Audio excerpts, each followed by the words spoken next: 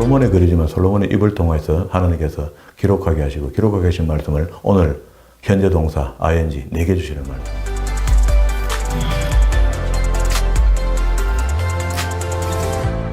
오늘도 하나님께서 저와 여러분이 주시는 말씀은 잠언서 1장 이하의 말씀을 통하여 잠언의 목적과 주제를 보라 하신다는 말씀의 제목으로 하나님의 말씀이 선포될 때에 하나님의 목적, 하나님의 계획, 하나님의 뜻이 잘 들려져서 그 말씀에 순종할 때 주시는 참복을 마음껏 누리시는 저와 여러분 되기를 주의 이름으로 축원합니다.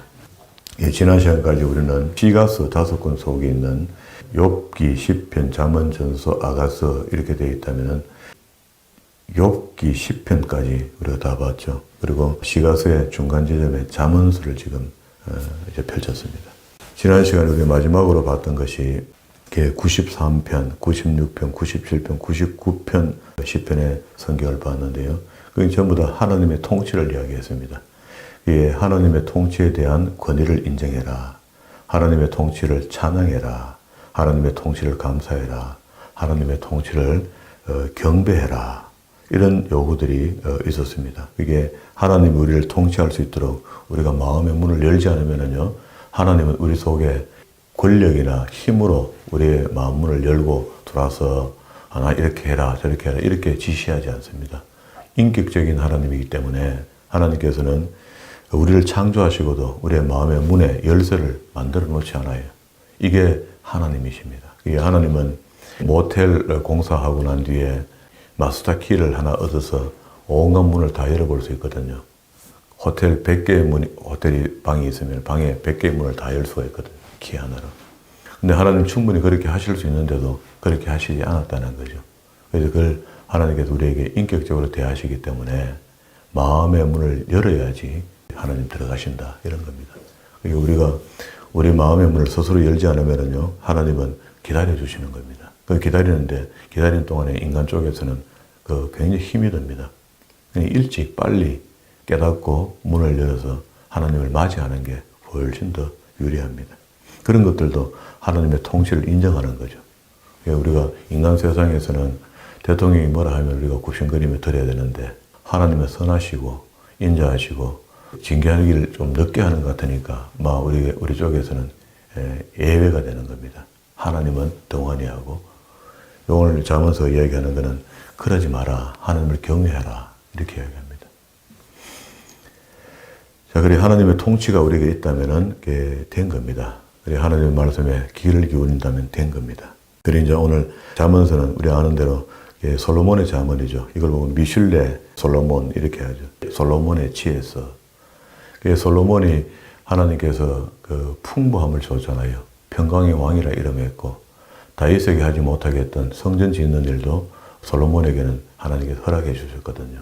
그렇다면 굉장히 사랑받았던 사람인데 이가 이제 20년은 잘했습니다. 역사서를 보면은요. 나머지 20년을 술과 여자와 이렇게 타락한 생활이 있는데 성경은 그 부분에 대해서는 면밀하게 기록하지 않아요. 우리가 유추해 보면은 1천 여인을 데리고 어떻게 행복하겠어요? 아내가 1000명인데. 그런 것들이 이건 하나님의 의도입니다. 하나님께서 솔로몬에게 부도 줬지만은 거기에 대한 충분히 누려보고 써보고 다 해보고 타락도 해봐라. 해보고 난 뒤에 논문 좀 써라. 그리고 후대에 우리 같은 사람들에게 경종을 울릴 수 있도록 돈이 다가야 되는 것 이거 알게 하고 꼭 지혜가 필요하다. 야고보서에 이야기하거든요. 야고보서 1장에 보면은 너희 중에 누구든지 1장 5절입니다. 지혜가 부족하거든 모든 사람에게 후히 주시고 꾸짖지 아니하시는 하나님께 구하라. 그리하면 주시리라. 이렇게 했습니다. 책 저 끝에 있는데 신약의 구약이라는 책이 야고보입니다. 예수님의 동생 야고보가 기록한 책이에요. 그래서 신약 끝자락에 내려갔는데도 불구하고 하나님께 지혜를 구하라 이렇게 했습니다. 성경이 온통 지혜의 말씀인데 우리 지혜의 말씀을 잘 배워서 지혜롭게 살아서 하나님 마음을 안 아프게 해야 되는 거죠. 우리가 생각하는 것은 지혜가 아니고 되게 꾀일 경우가 많습니다. 지혜보다는 꾀로 사는 사람들이 훨씬 많아요. 이게 꾀하고 지혜하고는 현저한 차이가 납니다. 지혜는 하나님께서 인정하시나 꾀는 안 돼요. 꾀는 사람의 요령과 이런 것들이 섞여 있기 때문에 그걸로 사는 것을 지혜라 이렇게 하지 않습니다. 오늘 이제 지혜의 말씀을 보면은 어떤 게 지혜구나 하는 것을 다 알게 되는 거죠. 이것도 하나 더 찾아봅시다. 열왕기 상서 4장 32절에 보면은요. 이게 이제 솔로몬을 이야기하거든요. 솔로몬이 이제 5장에 보면 솔로몬의 건축 이야기가 있으니까 저가 32절, 4장 32절 잠언 3천을 말하였고 노래는 1,005이며 이렇게 했습니다. 잠언 3,000개를 이야기했는데 여기 그 잠언서 한 권에 들어있는 잠언이 다 합니다. 기록된 것은요. 하나님께서 솔로몬에게 지혜를 줬는데 그의 입에서 나오는 말이 전부 다 지혜의 말이었어요. 그런데 그 중에 총 한 3천 정도를 이야기했는데 잠언서 한 권을 만들었다. 그건 적죠. 나타난 건 적죠. 그리고 노래 1,005개를 지었는데 가사를 아가서 하나만 들어온 겁니다. 우리 성경이라는 것은 굉장히 압축돼서 내려와 있다는 걸 이해해야 돼요. 오늘 잠언서에서 이야기하는 이 전체를 다 우리가 잘 배우더라도 꽤 더 많은 지혜들이 있을 수 있다는 겁니다. 그래서 이걸 다 배우고 난 뒤에 살아보니까 재미가 좀 적다 싶거든 하나님께 구하라는 겁니다. 야고보는. 후히 주시고 꾸짖지 않는다. 그 지혜만은 그렇다는 겁니다. 다른 것들은 욕심내지 마라. 있는 게서 족하게 살아라. 이렇게 설명했지만 지혜만은 그렇지 않다. 이렇게 설명했어요. 다시 본문으로 돌아왔습니다. 지혜를 솔로몬에게 줘서 솔로몬이 그걸 갖다가 많은 사람들 만날 때마다 그 지혜의 말씀을 내놨단 말이에요. 이런 책들이 뭐 어떻게 이제 구성이 됐는가. 잠언서 끝에 가면은요, 25장의 끝에 한가 봐요. 25장 1절에 보면은 이것도 솔로몬의 잠언이요. 유다 왕 히스기야의 신하들이 편집한 것이라 이렇게 했습니다. 그러면 이 책의 출처가 솔로몬이 이야기하고 기록에 남겨놓고 서적 곳간에 던져놓은 것, 서적 창고에 넣어놨던 것을 나중에 후대에 히스기야 왕의 신하들이 히스기야 왕이 왕이 되고 난 뒤에 선대의 왕들이 뭘 기록했나 하고 책을 정리하는 가운데 이 책이 수습이 됐다는 겁니다. 이제 출처가 이런 거죠. 그러면 책이 아주 명쾌합니다. 이제 솔로몬이 지은 게 맞고요. 그리고 이제 이 책의 전체 우리가 책을 볼 때 전체 이제 우리는 구조표를 다 만들어 놨으니까 구조표에 의해서 이 책 전체 구조가 이렇게 되어 있다 하는 것을 봐야 되는데요. 1장 1절부터 9절까지 오늘 읽었던 본문의 말씀이 이 잠언서를 기록하게 한 목적을 이렇게 기록해 놨어요. 그 목적이 뭡니까? 이는 2절에 지혜와 훈계, 명찰, 지혜롭게, 의롭게, 공평하게, 정직하게 4절에 슬기롭게, 어리석은 자로 슬기롭게 하는 책이다. 우리가 어리석다 생각하거든 이 책을 읽어서 슬기롭게 되어야 된다. 지식과 근신함을 주기 위한 것이다. 그리고 5절에 지혜 있는 자는 듣고 학식을 더할 것이며 또 명철한 자는 묘락을 얻게 되어 있다. 그리고 잠언과 비유와 지혜 있는 자의 말, 이 솔로몬 자신의 말이죠. 그 오묘한 말을 듣고 깨달으라는 겁니다. 우리도 오늘 이 말씀을 이제 새벽에 몇 번에 걸쳐서 설교할 건데 하나님께서 이 글 외에 영적으로 우리에게 주시는 말씀들을 충분히 내 것으로 만들어서 이 땅에서 바보처럼 살지 말고 예수 믿는다고 어떻게 바보처럼 삽니까? 예수 믿는 사람 오히려 그리스도께서 말씀하신 대로 뱀같이 지혜로워라 이렇게 했거든요. 이게 세상 사람들보다 훨씬 더 지혜를 가지고 살았으면 좋겠다. 그런 마음입니다. 그리고 결론적으로 이렇게 얘기해요. 목적의 결론입니다. 7절. 여호와를 경외하는 것이 지식의 근본이거늘 미련한 자는 지혜와 훈계를 멸시하느니라. 내 아들아 내 아비의 훈계를 들으며 어미의 법을 떠나지 마라. 어른들의 경험 있는 이야기들을 소홀히 생각하지 마라. 이 말이고요. 우리 예수 믿는 사람들은 부모를 공경한다는 것은 자신을 위한 기도입니다. 내가 부모를 공경했지만 그건 자신을 위한 것이다. 우리가 장수한다 그랬거든요. 부모에게 효도하는 사람들이. 그러니까 우리가 이제 부모가 다 떠나갔지만 젊은 사람들이 이걸 가르쳐서 내한테 잘해라 하는 것이 아니고 네 잘되라고 하는 소리다. 우리 어른들 늘 그렇게 이야기하죠. 자녀들이 훈계할 때. 여기 있는 이 말씀이고요. 그리고 난 뒤에 목적은 이렇지요. 목적이 대단합니다. 오늘 우리가 설교를 들을 때 또 설교를 할 때 여기 이제 목적 이것만 갖고도 지혜가 어떤 것이며 훈계가 어떤 것이며 명찰은 어떤 것이며 지혜롭게 사는 것은 의롭게 사는 것은 공평하게 사는 것은 정직하게 행할 때는 어떤 복을 얻게 된다 하고 이걸 나열해서 이야기하면은 이게 설교가 끝도 없습니다. 이 한 페이지 갖고도 설교 뭐 몇 달은 할 수 있을 것 같아요. 한 용어 지혜 갖고 한 번 설교하고 훈계 갖고 한 번 설교하고 명찰 갖고 한 번 설교하고 이렇게 언제 성경 다 봅니까? 그러니까 이제 우리가 창세기부터 계시록까지 우리가 이래 봐도 보통 지금 한 1년, 2년씩 새벽에 이래 봐도 2년 정도는 걸리거든요. 그러면 2년 끝에 가면 창세기 천지를 창조해준 하나님의 은혜는 다 잊어버릴 겁니다. 저 요한계시록까지 가면요. 이래 해도 이런데 옛날에는 까마득한데 옛날에 창세기 배워놓고 한 5년, 10년 지나가고 요한계시록 하니까 그게 없어요. 그 성경이 하나이다는 걸 알 수가 없어요. 그렇게 배워갖고는, 그렇게 설교 들어갖고는 하나님의 뜻을 아는데 부분적으로는 뭐 이해가 되겠죠. 어렵습니다. 그렇게 한 권을 볼 때도 전체 성경이 어떤 구조로 되어 있는가를 이해하게 되면 하나님의 뜻이 더 내게 밝혀지겠죠. 네, 그런 의미에서 계획을 만들어 놓은 겁니다. 그러면 이제 목적이 이만큼 되는데 이건 읽어도 충분히 아는 것이고 목적의 목적을 이야기한다면 7절이다. 그죠? 여호와를 경외하는 것이 지식의 근본이거든 미련한 자는 지혜와 훈계를 멸시하니까 우리는 그러지 말자는 이야기죠. 그러면 하나님을 경외하는 것이 지식의 근본이다. 그게 하나님을 경외한다는 것은 하나님이 주신 말씀들을 그걸 아주 열심히 보는 겁니다. 배우는 겁니다. 그리고 그렇게 살려고 애쓰는 겁니다. 그랬더니 하나님께서 구약을 거쳐 신약시대 사람들에게는 보혜사 성령을 보내주신 거죠. 그리스도를 통해서 구원도 주시고 보혜사 성령도 보내주시면서 오늘날 이 땅에 살면서는 그리스도는 지금 하나님 우편에 앉아 계시고 하늘의 하나님은 하늘에 계시고 성령님은 우리가 함께합니다. 이걸 잊어버리면 안 돼요. 그게 성령님 오시고 난 뒤에는 성경이 이미 픽스가 되어버려서 특별 계시가 되어버렸다고 66권이. 특별 계시가 되고 난 뒤에는 더 이상 예언이 없습니다. 그런데 지금 우리가 한간에 선지자라고 나타나서 신사도 운동이 벌어지고요. 또 선지자들이 나타나고 예언을 하고 미래를 점쳐주고 하는 건 전부 다 사기입니다. 사기. 가짜입니다. 교회에서 하지만은 잘못 배운 것을 교인들에게 잘못 가르치는 사람들의 행태입니다. 그걸 착 잘라서 아니라고 할 줄 알아야 돼요. 왜 그러냐면요. 지금 만약에 다시 선지자라는 사람이 나타나서 하나님의 말씀이다 이렇게 이야기하면 성경이 무가 돼봅니다. 성경이 효용성이 하나도 없죠. 새로 하나님이 또 말씀하시는데 성경 무슨 필요했어요? 새 말씀 들어야 되죠. 계속 주시는 말씀 그걸 들어야 돼요. 그래서 하나님을 바르게 안다는 것은 성경을 통해서만 알 수 있지. 그 선지하는 사람이 아들아 어떻다, 딸아 어떻다, 이 목사야 어떻다 이렇게 이야기하면요. 그게 실데없는 소리 들어야 됩니다. 아예 멸시해버려야 돼요. 그래서 그렇게 가면 안 됩니다. 큰일 납니다.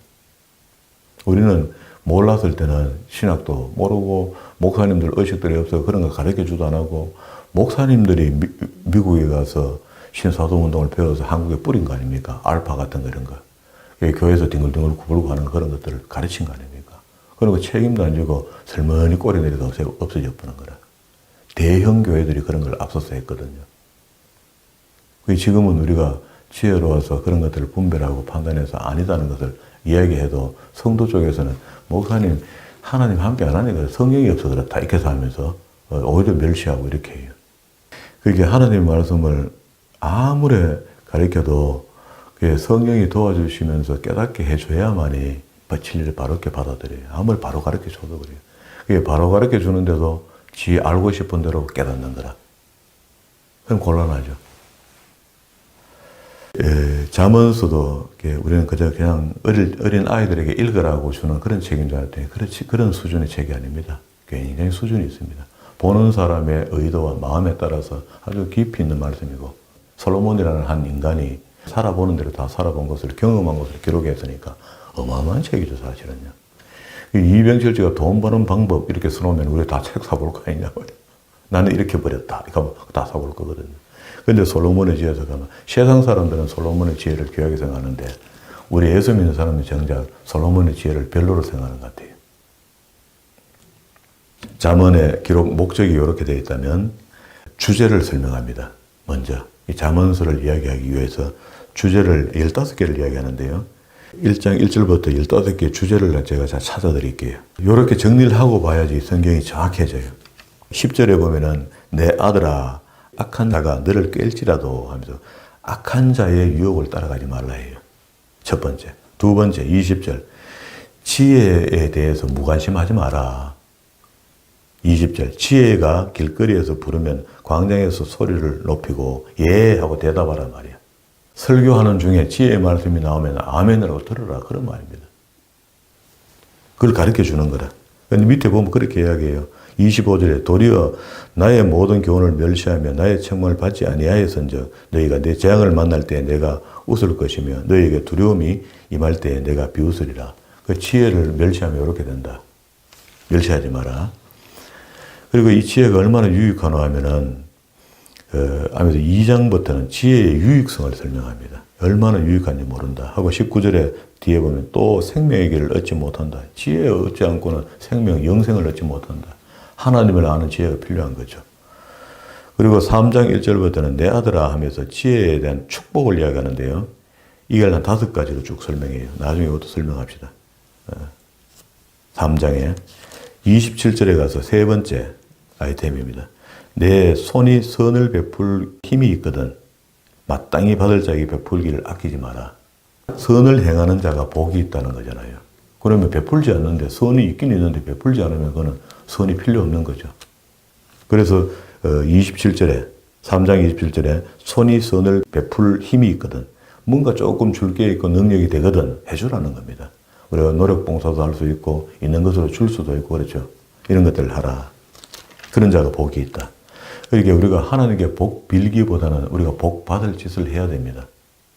이게 좀 생각이 좀 복잡해지는데요. 우리는 이때까지 그냥 복을 빌으라 자꾸 했습니다. 그거 비는 것도 맞죠. 하나님은 근본 복을 가지신 분에게 우리가 복을 빌어서 써야 되니까. 그런데 그분이 스스로 우리를 복 주기를 원하신다고. 원리는 그렇다. 하나님은 그렇게 원하시는데 우리는 억지로 내놔라는 거라. 기도하면서 복 주세요, 복 주세요. 복 받을 짓을 하나도 안 하면서 내가 계속 복을 내놔라는 거라. 그런데 하나님 원하시는 것은요. 하나님의 뜻을 알면은 하나님이 우리의 삶을 통해서 우리가 복 받을 짓을 하면은 방금 이게 복 받을 짓이죠. 내 손에 선을 베풀 힘이 그냥 내가 조금 할 줄 있는 게 있네. 저는 성경 가르치는 일을 할 수 있으니까 남을 가르칠 수 있는 거죠. 이거 복 받을 일이죠. 저는 제게는 이런 겁니다. 이게 이런 기능들이 내게 남아있다고 생각하거든 남을 도와주라는 겁니다. 이게 복이 있는 거죠. 지난번에 집사님 내가 새벽에 아파서 갈 때 근데 제일 먼저 집사님이 올 거다 생각하고 우리 교회 올 사람이 제일 집사님이잖아요. 그러니까 집사님 전화해라. 올 때 됐다. 빨리 병원 좀 가게 해라. 이게 이렇게 하는데 집사님이 나 안 갈랍니다. 나 바빠서 안 됩니다. 나 예배만 드리고 부터 갈라고 했는데 안 됩니다. 하면서 이렇게 거절해 버리고 나면 그 복이 안 되죠.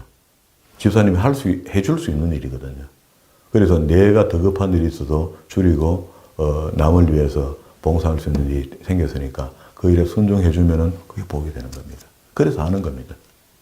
그런 의를 베풀면서 사는 사람이 어떻게 복을 안 받습니까? 그래서 그 옛날 여호수아 때 모세가 이야기한 것을 여호수아가 수행한 게 있습니다. 가나안에 들어가서 그리심산에 올라가서 축복을 선포하고 6지파가 6지파는 에발산에 올라가서 저주를 선포한 게 있어요. 온 땅을 향하여. 그래서 그 저주의 양탄자가 지금도 돌아다니면서 저주받을 자에게는 저주를 뿌려주고 복을 받을 자에게는 복을 뿌려주고 있는 것 같아요. 지금도 여전히. 그렇게 보는 게 맞을 것 같아요. 상징적이거든요. 4장 1절에 아비의 훈계를 들어라. 그 자식으로서는 아비의 훈계를 안 들으면요 뻔나갑니다. 이게 복이 되는 거죠. 지혜의 말씀을 듣는 거죠.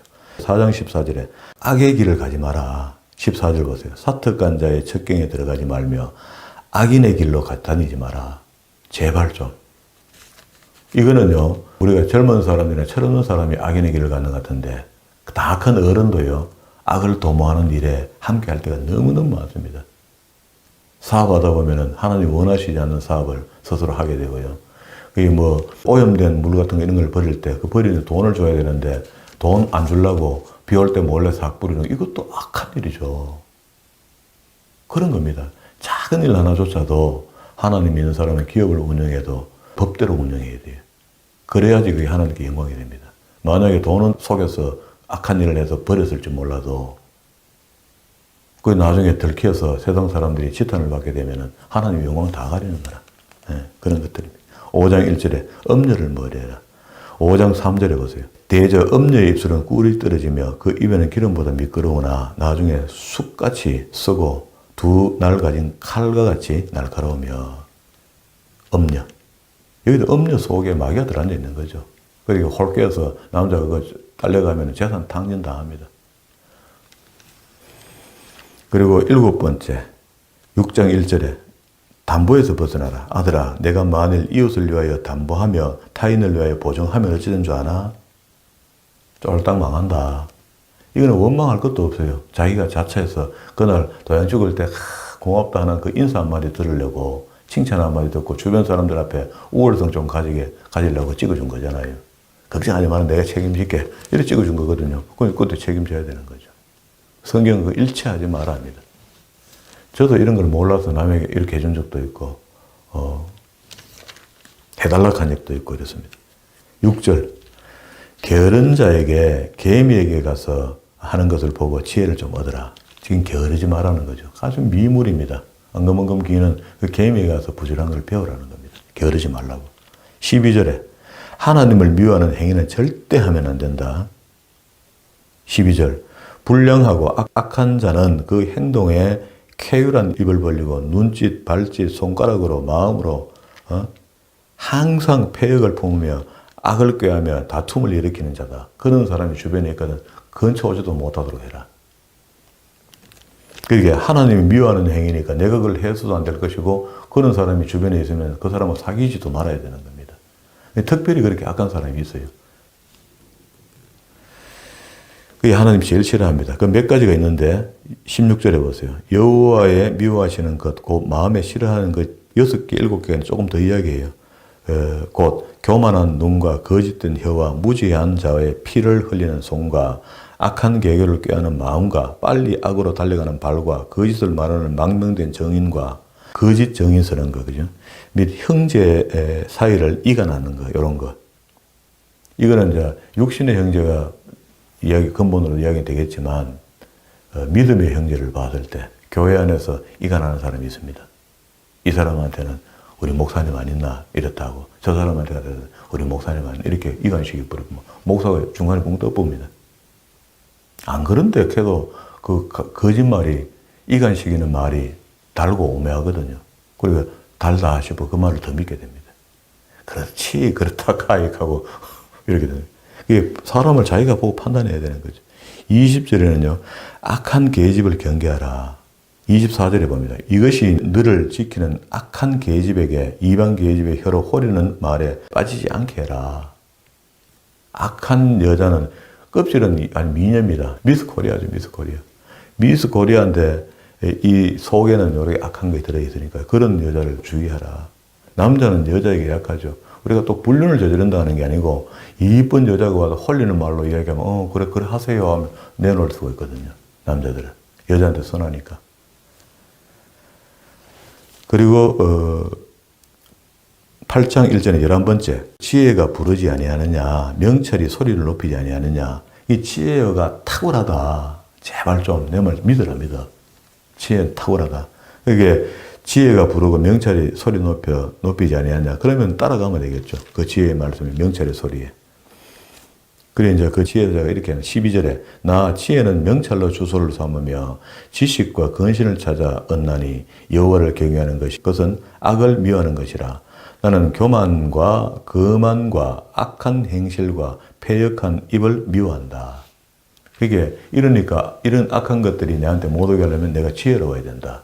뱀같이 지혜로워라 그런 말입니다. 그러면서 지혜의 근원이 어디서 온 걸 아나 하고 이런 걸 사사히 설명합니다. 지혜에 대해서는 솔로몬이 이야기하다가 많이 이야기해요. 그 지혜를 네가 불러라, 초청해라 이렇게 해가지고 13절에 9장 13절로 왔습니다. 미련한 계집에 대해 이야기합니다. 미련한 여자죠. 성경은 그걸 계집이라 표현했습니다. 13절 미련한 계집이 떠들며 어리석어서 아무것도 알지 못한다. 미련한 여자들이 입을 가만히 한번 봐봐요. 보면은 계속 쉬지 않고 말을 합니다. 실수가 많겠죠. 그리고 이제 그 10장에 표시해 놓고 쭉 넘어갑시다. 쭉 넘어가서 이 주제 서술을 다 정리합시다. 22장 17절에 지혜자의 생활을 이야기합니다. 너는 귀를 기울여 지혜 있는 자의 말씀을 들으며 내 지식에 마음을 둘지어다 해서 지혜자는 그 하나님이 주신 지혜와 지식에 준한 삶을 살아라. 딴짓하지 말고 하면서 여기서부터 지혜에 대한 이야기를 분류를 하면 한 30가지 정도 이야기를 해요. 쭉 내려가면 이야기합니다. 이야기하고 뒤에 또 넘어가면 또 있어요. 26장 1절에 미련한 자에 대해서 설명합니다. 그 이때까지 지혜자는 이런 것이다 했으니까 미련한 자가 어떤 것인가 이걸 알아야 되겠죠. 미련한 자에게 영예가 적당하지 아니하니 무슨 출세 같은 거 될 수가 없다. 만약에 미련한 자가 출세해 놓으면요 골치 아파집니다. 지혜자들은. 아니하니 마치 여름 눈 오는 것과 추수 때에 비 오는 것 같다. 엉뚱한 짓을 많이 한다는 거라. 13절에 26장 13절에 마지막으로 게으른 자를 이야기합니다. 또 이야기합니다. 게으른 자는 길에 사자가 있다. 거리에 사자가 있다. 이거 무슨 밖에 나가다라고 방에 누워갖고 이불로 짊어지고 밖에 나가가 돈 좀 버려오라 하면 뭐라카노 밖에 사자가 있는데 내가 가면 죽는다 하고 안 간다. 게으른 사람들. 마음이 이렇다는 겁니다. 성경이 이걸 설명해요. 자, 그리고 나서 10장으로 다시 돌아왔습니다. 정리 안 된 거. 10장 1절에는요, 솔로몬의 잠언이라 지혜로운 아들은 아비로 기쁘게 하거니와 미련한 아들은 어미의 근심이니라 이렇게 했죠. 그러면 이게 이제 문법, 우리 한글의 문법대로 보면은요, 반의어가 있습니다. 반의어. 한 단어가 의미하는 뜻이 이게 반대되는 이야기. 그러면 지혜로운 아들은 이게 지혜로운 이 단어가 지혜롭다는 걸 알잖아요. 미련한 아들은 이렇게 나오죠. 지혜로움과 미련함이 반대된단 말이야. 반의어단 말이죠. 12절에도 보세요. 미움은 다툼을 일으켜도 사랑은 모든 허물을 가려우니라. 미움과 사랑을 반의어시켰다. 이렇게 해서 이 반의어 대조법을 각 절마다 다 쭉 넘어갑니다. 이게 전부 다 반의어 대조법으로 되어 있어요. 이게 성경 읽을 때 다 이 단어를 유심히 보면서 읽어보면요. 그게 전부 다 반대어가 되어 있어요. 그러면 이제 그 글이 더 잘 읽혀지겠죠. 이거 아무 생각 없이 그냥 읽으면 그냥 좋은 말이야. 그러나 지혜가 있는 사람은 이렇게 보는 겁니다. 그렇게 봐서 뜻을 더 많이 캐는 거죠. 자, 16장으로 왔습니다. 아까 전에 반대되는 단어를 설명했는데 16장부터는요. 동의, 같은 맥락의 이야기입니다. 마음의 경영은 사람에게 있어도 16장 1절 말의 응답은 여호와께 있다. 사람 여호와. 그리고 2절에 사람의 행위가 자기 보기에는 모두 깨끗하여도 여호와는 자기와 여호와, 우리와 여호와를 동의, 같은 동급의 표현을 해놨죠. 9절에도 사람이 마음으로 자기의 길을 계획했다. 그 걸음을 인도하시는 자는 누구? 하나님이죠. 그렇게 계획과 인도가 동의어가 되는 겁니다. 이 얘기하고 싶은 거예요. 그리고 16절도 지혜를 얻는 것은 금을 얻는 것보다 얼마나 나은 거, 명찰, 지혜와 명찰을 얻는 것은 은혜를 얻는 것보다 더욱 나으니라. 그렇게 지혜와 명찰을 동의어로 쓴 거죠. 지혜도 좋고 은혜도 명찰도 좋다는 말 이렇게 한 겁니다. 그렇게 해서 이 동의어 대조법을 16, 18, 19, 20, 21, 22장 16절까지 하고 17절에서 20장 17절 지혜자의 생활을 아까 주제 서술을 다시 이어져 가고 하고 있죠. 그리고 난 뒤에 이 주제 서술이 끝나고 나면은 25장에 가서 역시 솔로몬의 잠언이라 이렇게 이야기하면서 여기도 전부 다 13절에 보세요. 충성된 자는 그를 보낸 이에게 마치 추수하는 날에 얼음 냉수 같다. 그러니까 충성된 자가 마음을 시원케 한다. 냉수. 요게 동의어가 되는 거죠. 이런 식으로 다시 동의어가 연결되어 있어요. 그래서 28절까지 가고 나면은 26장에 다시 미련한 자를 설명했죠. 아까 26장의 1절에 미련한 자에게는 이렇게 했고 또 게으른 자에게는 13절에 이렇게 해서 16절까지 끝이 나고 17절이 그럼 25장 끝에서 25장 28절에서 26장 17절로 간다고 동의어가 계속 연결된 내려와요. 보는 눈을 그려 보라고. 그러면 이게 성경이 읽힙니다.